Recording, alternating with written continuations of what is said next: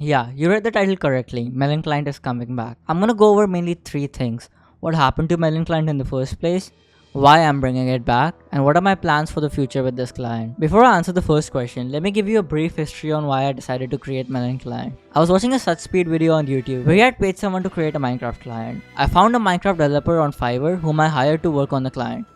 Initially, I paid him $100 at the time. Because of the hype we had received by the Bedwars community, we later agreed to split the profits in the future. We built up a community on Discord of over 14,000 people who were excited for the client. We even had multiple creators that took interest in Melon Client to gain views.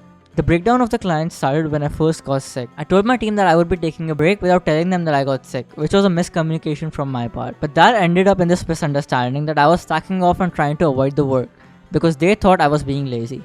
Before I knew it, they started a revolt against me privately. I was unaware of any of this because I was offline for the majority of these events. But to give some context, the Melon team were really good friends at that point, where we even fell asleep on calls working sometimes. The revolt started to turn into huge arguments on tiny things. One of the main arguments was about the splits of the profits in the future, which we earlier decided to discuss after we had received the profits, since Melon Client wasn't even released yet. Because of this, the developer decided to go to a creator and claiming that he wasn't getting paid, which was false information.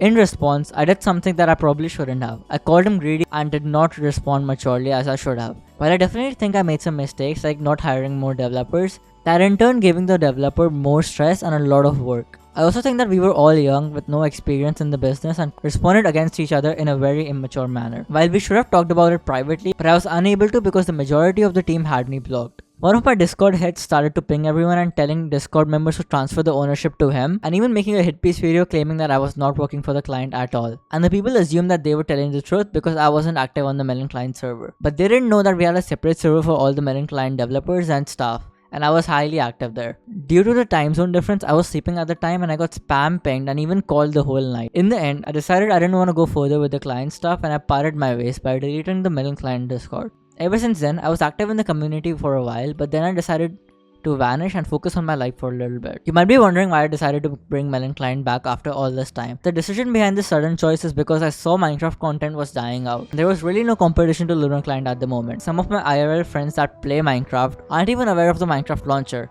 Instead, they just use Lunar. They currently dominate all Minecraft clients and I want to bring some competition in the game. I've already been here once, might as well try again. The only difference now is that I've grown as a person and learned how to deal with life.